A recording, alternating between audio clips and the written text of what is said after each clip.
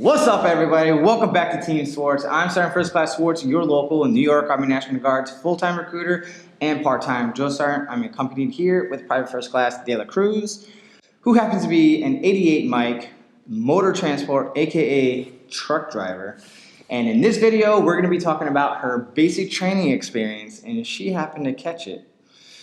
COVID on what, first week? First day. First day. So without further ado, let's get started. What led you to the Army National Guard? Like, were you shopping around other branch of services? Why did you choose the Army National Guard versus the Army Reserve or any other branch of service? I chose National Guard because I wanted to stay home. I wanted to continue my education. I wanted to stay close to my family. I have an 8-year-old boy, and I'm not ready to be away from him for so long. So I actually like active duty, but not right now. I want him to, to stay with me for a little bit more and can finish school and then maybe later. Active duty is an excellent choice. We're not here to tell you that the National Guard is the next best thing since sliced bread, although it is. But she chose the Army National Guard for her reasons, which I support 100%. When you decided to join the National Guard, how did you break the news to your parents? What was their initial reaction, and how are they today? At the beginning, it was hard. I remember I did it on the Christmas dinner, and I told my family, so I'm done with school, and because I have an associate degree. So I said, I'm done with school, and now I'm joining the Army. And they were like, they didn't respond to me. They were like, so what? Like, they thought I was crazy, and they did not support me at the beginning. And then one day I say, okay, so I signed my contract, and they were like, so you're serious about it? Next thing you know is next month, March, I'm leaving. I'm going for basic. And that's when they actually they're like, okay, so she's being serious about it. She's actually leaving. And they say, so you actually leaving for real? And I'm like, yes, I'm leaving. And that's when they supported me. After that, while I was in basic, my whole family supported me a lot, especially because I got COVID on basic, and it was very hard, but my whole family was always there. My mom, my dad, even my son, he still doesn't understand a lot, but he was, Mommy, I'm proud of you. I'm telling all of my friends that you're in the Army. Yeah. Okay. So those of you who don't know, when she shipped out to basic training in March, that was at the very, very beginning where the Army was reacting to COVID and was completely unprepared to what was about to happen. So upon arriving to the reception battalion, you said that you got quarantined. Mm-hmm. Walk us through that. So I didn't even go through reception, first of all, because the moment I landed in Fort Sill, Oklahoma, first thing they asked is, who's coming from New York? Who's overseas? And of course, I raised my hand. They were like, oh, you're getting quarantined. And I said, okay. So they took me to this bay with other females who were coming from cities with high rates of COVID and also people who were showing symptoms. There were actually 2 females showing symptoms, but everybody thought it was just allergies, allergy season, and COVID wasn't like a real thing. It was like, we didn't know about COVID. So we wasn't prepared. So this female who she was actually sick, like she was like getting more and more sick. One day they come and they say, oh, so you tested positive. And I remember that moment, I got so mad because I was already there for like 10, 11 days, and I was supposed to be there for 14 days. But I knew what was gonna come after that, because we used to like be together, share everything, sit next to each other. She was Christian, so we used to pray together, and I had like a connection with her than my other battle buddies in there. So I knew it was coming. And then they said, so now we're going to have to test all of you. They tested us. The other 3 females tested negative, but I tested positive. I won the lottery. And we had to stay there for an extra 6 weeks. I had COVID for 6 weeks after that. They separate us from the other females. They send the other females away to another better bay. And that was the hardest part of basic overall. Not training. I can't compare anything to being alone. Well, I was with her and we supported each other, but that was like the worst part because it was basically like being in a whole bay for you to. We wasn't even allowed to open the windows. We didn't have no communications with our family. We wasn't allowed to send letters because of the cross-contamination. They did allow me to call my family. So when I tested positive, the commander came to give me the news. And she told me I have to call your family. My emergency contact was my mom. And she told me I have to call your mom and let her know that you tested positive for COVID. And I said, ma'am, I do not want to call my mom. How am I going to tell my mom? I've only been here for 2 weeks and I already got corona. And I know it's crazy because everybody's scared. So I'm not going to tell my mom that I have corona. She was like, okay, but we have to call somebody in your family. So she actually called my sister and she told my sister that I had tested positive. And then they gave me the phone and she was like, oh my God, tell them to send you home right now. And I'm like, it doesn't work like that. 100%. No, I wish. But I was there for an extra 6 weeks. Then one day they came and they said, Delacruz, we need to talk to you. They took me out to the parking lot and they said, so you tested negative for COVID. That was the happiest day of my life. That was, oh my God, that was amazing. I remember that I dropped on the floor. I was on the floor and I was just crying. And it was very emotional because I was the first soldier who actually came out of quarantine, having COVID, comes out and going to basic. And it was very emotional because the commander was crying. First sergeant was crying. The first lieutenant was crying. I was crying. Everybody was happy because I was there for so long. And unfortunately, my battle buddy still had the COVID when I left. So I don't know what happened after that. So I was the first soldier who actually shipped out to basic. And then other than that, after that was basic. Now, you said that you were able to call home, but did you have access to your phone other than that while you were in COVID? I mean, the quarantine? No. No? Okay. So when you go to back there, because now it's different, but back there when you go, if you come from overseas or a city that have high rates, you have to quarantine in 2 weeks and then you go to basic. Because I have the COVID, I was there for 6 weeks. And then after that, they sent me straight to basic. I was supposed to do reception, but they didn't want to they didn't want me to have the chance to get COVID again. So they didn't want to put me at risk. So they sent me straight to basic and I did my reception while I was on basic. Now on basic, I have to do an extra 2 weeks of quarantine again, wearing the mask and everything. So when you say the 2 weeks at basic, is that the all new yellow phase? It wasn't called new yellow phase back there. Okay. It was still like, it was red phase. So when you say quarantine, like, did you continue training and just had to wear the mask?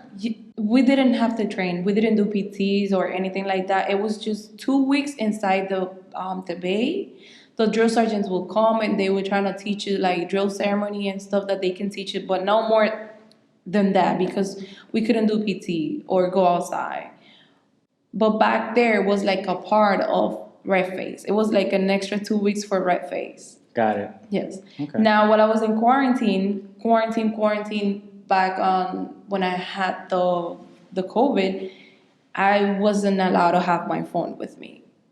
They allowed me to call that day when they knew that I tested positive, and then like in the middle of it, they gave me my phone for like 30 minutes. I got to call my family and let them know, give them the updates, what's going on with me. And the day I left, the day I tested negative, they gave me my phone for like 2 hours. They let me call, tell your family that now you're going to basic. It's like the call that you make when you get there and you'll be like, I'm going to basic, now I'm here, I made it. Gotta go, I love you, and bye. Yes, but they actually gave me 2 hours. So that was great.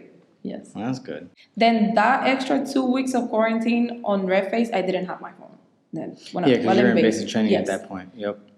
So she was part of that first initial wave of the authorized shippers to actually go to Army basic training. So almost everybody, especially if you were from a hot spot like New York at that time, everyone went through a minimum of 2 weeks quarantine before moving on to training, unless you were in her situation and actually tested positive for COVID or within close proximity of somebody else who tested for COVID. So now we don't quarantine everyone who goes to training. You'll get tested upon receiving at the reception battalion. If you test negative, you will continue on with reception for 5 days and then go to basic training. Or if your location is doing the reception in processing at the basic training site, you'll do it there while doing your basic training experience. From there, you'll do your yellow phase, which as previously described in my other video. If you want to see that, check out this card right over here and know everything about yellow phase and the current standards. So with the all new yellow phase, your basic training is 10 weeks to include the controlled monitoring. So unless you test positive or in close proximity of someone else testing positive, it's only going to be 10 weeks versus in her case, 8 weeks of quarantine before starting training. Yes. So I was there for my 10 weeks of basic, and prior to that, 2 months. So I was on basic for a little bit, like a while, yeah. It took me a minute. So once you got into red phase, did they do like a shark attack? How was that experience for you? Definitely. They did a shark attack? Yes. Yes. They're not doing a shark attack right now. They did. Well, back there, as I said, COVID wasn't a thing. Yeah. It was new. It was nobody, like, we wasn't prepared to that for COVID. I did have my shark attack. That was the scariest moment ever of my life. So you got off the bus, and what happened? No, because I walked. Okay. You walked everywhere in Oklahoma. There's no bus in Oklahoma. I ended up walking to my basic training site as well, but some people get bused. No, I walked. So when you arrived, all hell broke loose. It was like a rock march because I was carrying all of my stuff. Mm-hmm. Yep. And first thing you know, I get there, they said, "Attention, parade res." And then the drill sergeant started talking around, yelling at people, and I'm like, what is happening right now? I got so scared. I remember I had my jersey on, and while I was walking over there, I had to stop because I was struggling. I just came out from quarantine, from the COVID and the whole thing. So I wasn't, I was a little bit weak. And I remember a drill sergeant saying, "Y3, I'm going to remember you. You're not going to make it." And I was like, oh my God, what is this happening right now? What's happening? I got so scared. But it was, it wasn't as bad as you'd think, because some people be scared. I was really scared. But then once you're there, it's like, okay, so they're not going to kill you, literally, because that's what you think. You think you're going to die, but no, you'll be all right. You went through all of basic training, obviously. So how did your mindset change or mentality change in your view of your drill sergeants from when you first met them to graduation? Oh, when I first saw them, I was scared. I couldn't even look at them. I didn't even want to look at them. They would walk around, I'll be like, because you're standing up parade res and you have to look forward, but you don't want to make eye contact. It's just like, oh my God, he's coming this way. What do I do now? And then you're thinking, even if you blink, you're wrong. You're wrong. Because red phase is like the worst phase. But after that, I learned so much from my drill sergeants. I had the best drill sergeants ever. I can't complain about my drill sergeants. And I have so much respect for them, and I admire them so much. They encouraged me. They gave me all, so I gave all, Mm-hmm. So it's like a transition from being scared to actually respect them and follow them, because drill sergeants are like the leaders, you know. So after red phase, it was like respect and admirations for my drill sergeants. Yep. So once you get past red phase, the key is to survive red phase. Red phase is a Definitely. whole lot of controlled chaos. No matter what you do, you're wrong. And even if you're right, they You're will wrong. critique it in a way that you are still wrong. So just embrace the suck, lean on each other's shoulders, work together as a team, pay attention to detail, and you'll be fine. Once you go into white phase, which is usually RM, rifle marksmanship, that's where they change their role, like, and how they speak to you, whether in full-blown drill sergeant, like, you better fear me type mode, to let me coach you, teach you, and talk to you at your level so that you could receive wherever it is that I'm briefing to you, so that you can be in the best learning mentality as you possibly can. So did you do the gas chamber? I did. She's one of the lucky ones who got it, because not too long after her, they canceled it. So did you get the gas chamber treatment where you took your mask off, you broke the seal for 15 seconds, put it back on, cleared it, and then exited the gas chamber? Or No. did you get the traditional take your mask completely off and recite something until you... Yes. So I had to take off my mask. I had to say the soldier's creed. And yes, that was, oh my God, that was crazy. I had the whole thing. I had the regular gas chamber, not just take off your mask and breathe in, breathe out, and you out. No, I was there for a minute. I remember some people were throwing out crazy, having heart attacks, like freaking out. Because you get scared because they hold you there, and it's like, I want to get out, but they won't let you get out. You have to say the soldier's creed. It's actually called CS gas. It's kind of like pepper spray. So it just burns your skin, and then when you breathe it in, obviously, your eyes are going to start watering, snot's going to come out, you're going to start possibly drooling. So if you go in there with a cold and a stuffed up nose, you're going to come out breathing normal. For sure. But yeah, so she was lucky and fortunate enough to get the full experience of the gas chamber. If you're going now, at one point, shortly after she left, they canceled the gas chamber to include Army combatives. Did you do Army combatives? No. All right, so she didn't get to experience that, unfortunately. But at least she got the gas chamber. And with that being said, when you go to basic training, you are going to get the gas chamber. It is back, but you're only going to break the seal for 15 seconds, reseal it, and that's it. Exit the gas chamber, and you're good to go. Lucky you. Yeah, lucky you, because you're not going to get tortured. But, all right, and how did you do at rifle marksmanship? I got a sharpshooter. Sharpshooter, it's good. So when you do RM for 2 weeks, you're going to learn how to break down your weapon, put it back together. You're going to learn about how the bullet or the round exits the barrel, how it goes up and down, and all that good stuff, understanding the mechanics and the theory behind everything, and then also shoot your rifle for about 2 weeks on the rifle range. And at the end of those 2 weeks, they're going to give you 40 rounds, 40 targets, and knock down as many as you possibly can. And she got sharpshooter, so there's marksman, sharpshooter, and expert. So yeah, so good job. Basically, that's all you do on white phase. Yep. All our go to the range every day. Shoot, shoot, and shoot. And blue phase is pretty much testing you on everything that they taught you throughout Army basic training, leading up to your forge, which is your final FTX or field training exercise. So with that being said, what was your most memorable moment of basic training?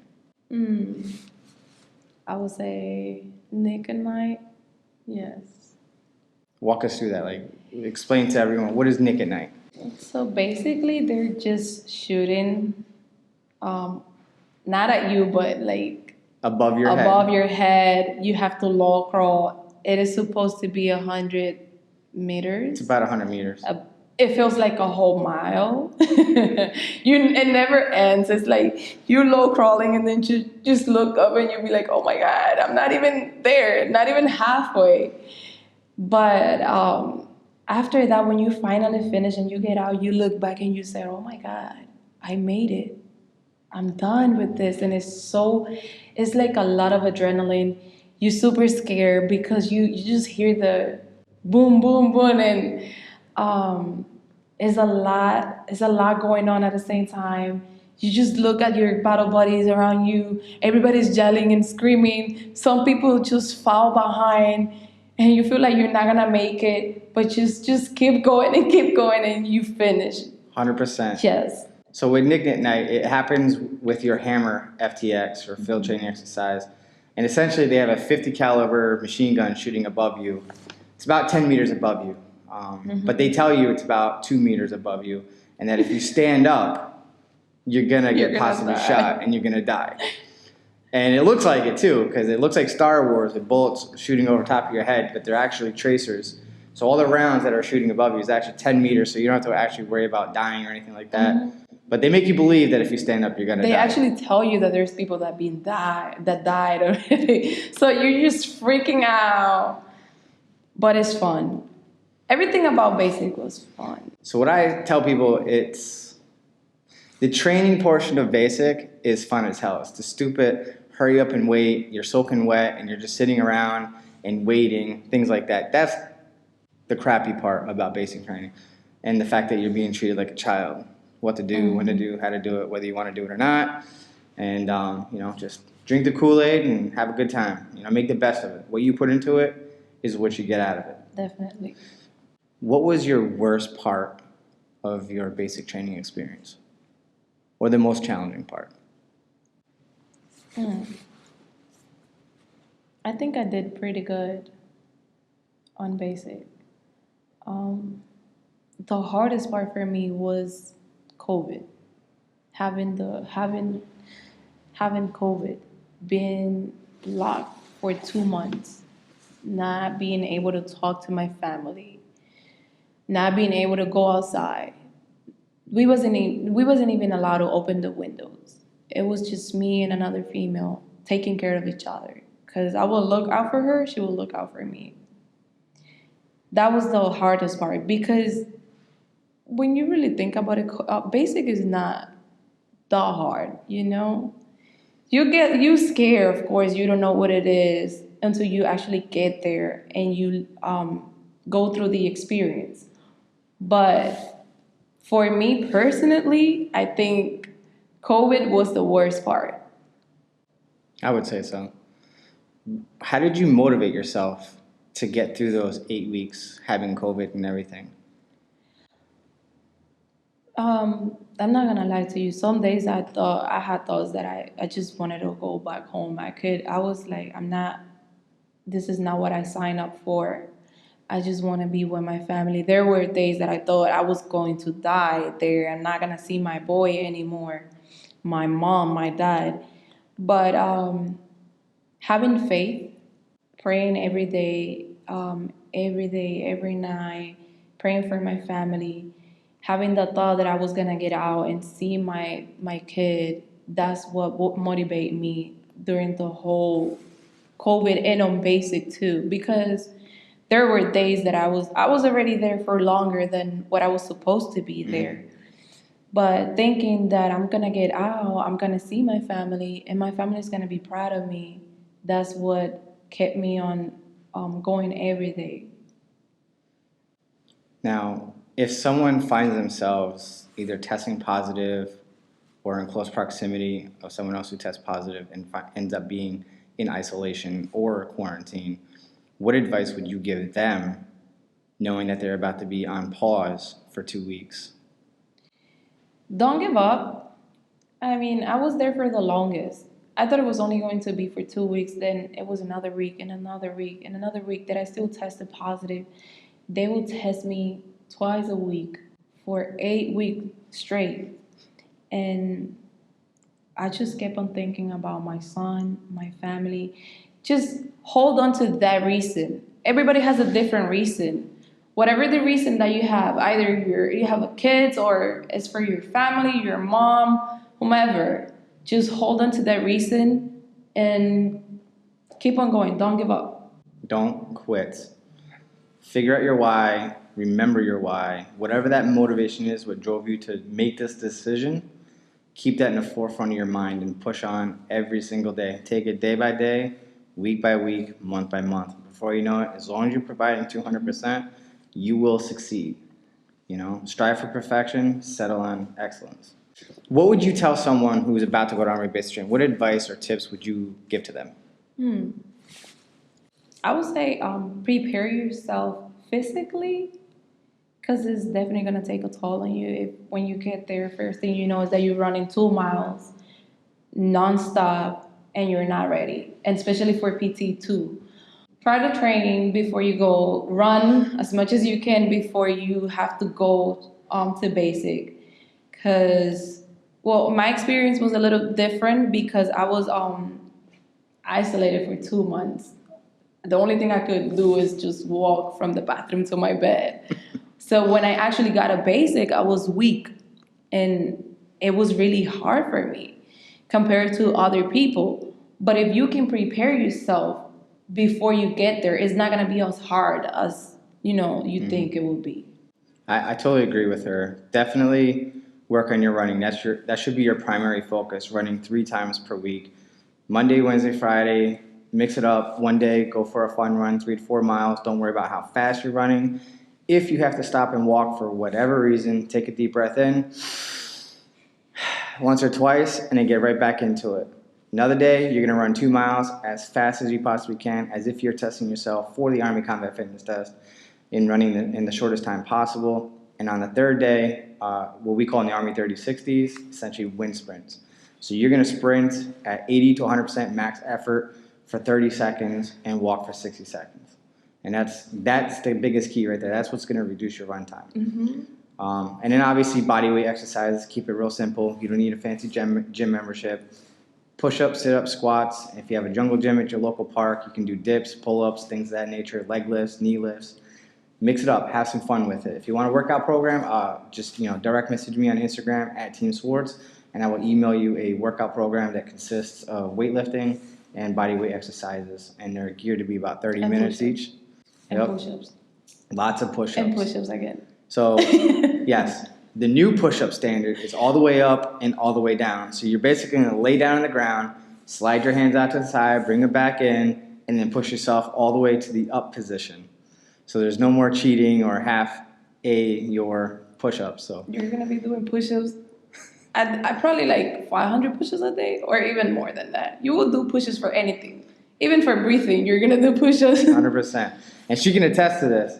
So in the beginning, you're going to hate getting smoked. But towards the end of training, you'll purposefully do something messed up just so you can get punished through corrective training and to do more push-ups because you're just stronger at that point. And it's not about you not being able to do push-ups because you're going to recover faster and you're not as sore. So the first few days of basic, you're so sore that it's going to hurt to sneeze, cough, laugh. And as soon as your head hits that pillow at night, you're out like a light. For real. How did you do with the Army Combat Fitness Test at basic? Well, at the beginning, it was something completely new. I wasn't expecting having that one because we wasn't sure. They were like, we were during the transition. So then one day they say, okay, so yes, we're going to have the HCFT. And I had it 3 times. I had it on each phase. I had it for red phase, white phase, and blue phase. But they will prepare you for the test. And of course, you gotta make sure you pass. Of course. Drill sergeants they're required to test you each phase. And they're not going to tell you that as of right now until further notice. You don't have to pass the ACFT based on the Army guidance that was published back in mid-July of 2020, a couple months back. So the drill sergeants are going to test you to standard. So push yourself, try to do your best to pass. The ACFT is the Army Combat Fitness Test, and it's age and gender neutral. So it's based on your MOS, on whether you're going to have to pass at a moderate level, significant level, or heavy. So the heavier your MOS or more physically demanding your MOS, the higher your minimum standards are going to be. The maximum standards are all the same across the board. she's going to share with you that she actually passed it and did really good. But most people fail the leg tuck, and she's going to talk about that in a second. So. Oh yeah, the leg tuck. It's like that one. I passed the leg tuck. I actually did pretty good because I had to meet the standards for black standard because I have the heavy standards. So for me, it's 5, but all they ask you is to do 1, and that one, 80% of females failed, and I think it's about like 70% in general. So it's about, based on the article they posted, about 70% of females fail versus the male counterpart at 30%. So leg tucks is hard, but once you get it, it is easy. I actually did 10 leg tucks for AIT on my ACFD, but you just have to keep practicing. My key was, that's what actually helped me. Every time I go out, like if I'm going to chow and I'm coming back, I'll quick stop and I try to do 5 and then go back to my barracks. And then every time I go in and out, I'll stop, do 5, and then continue to whatever I was doing, and that helped me out. It was surprisingly that I did 10 for my AIT test. It's like the compound effect. Every day, small spurts of you practicing with the leg tucks is what made you stronger. And what a lot of people struggle with on the leg tuck, outside of the core being weak, is that the grip strength, which is why they change it so that when they say get ready, as soon as you get yourself mounted on the bar, you tell your grader, I'm ready, and they can start to grade you right then and there, versus waiting 30 seconds while you're hanging there on the bar until everybody's ready, and then they say begin. Especially because us females, we don't have upper core. Mostly females don't have. Believe it or not, I was the only female who passed on AIT from my platoon because of the leg tucks. Every female on my platoon failed the leg tucks. That's awesome. I mean, that sucks for them, but it's awesome for you. But it was because of my basic experience. My basic training experience, we wasn't allowed to do the 2 minutes plans on Oklahoma. No, that's not a thing in Fort Sill. You have to do the leg tucks. You have to pass everything. And that prepared me for AIT. So I'm glad she brought up. The leg tuck is a new temporary alternate event for the leg tuck in the transition period before it becomes mandated that everyone in the Army passes it by, so until 31 March of 2022, nobody's obligated to pass the ACFT, to include her and anyone else that's at the training environment right now. The drill sergeants are going to tell you that. They're going to want you to pass it. They're going to tell you that you have to pass it, and you should do your best to pass. But just do your best, train every single day. Think of that compound effect every day, doing something a little bit, chipping away at that big goal of knocking out your minimum for your leg tuck. Just work on your grip strength. Even if it's just you hanging on the bar, that's going to work your forearms and your grip strength. That's half the battle. You can do pull-ups. That will help with the upper body, because all you do is you have to flex the arm. You don't have to pull yourself up to any specific point. Your arm just has to flex. And start with knee raises, leg raises, like the V-up, the in and out leg tucks. All those things will help with your core and to help with the raising the legs up for the leg tuck. And climbing drills obviously will help. So that about wraps it up. Thank you so much for tuning in. If you have any questions, be sure to comment them down below. If you made it this far into the video, put a hashtag Team SWARTZ down below. Thank you so much, Private First Class Delacruz. And if I don't see you in the comment section down below, I'll see you in the next video. Hold up! Wait a minute. Like this video and follow me on social. And while you're at it, go ahead and check out one of my other videos right over here. Just pick one. They're pretty cool. I mean, I liked it. I mean, I was in it. Spoiler alert. I teach you something. Just saying.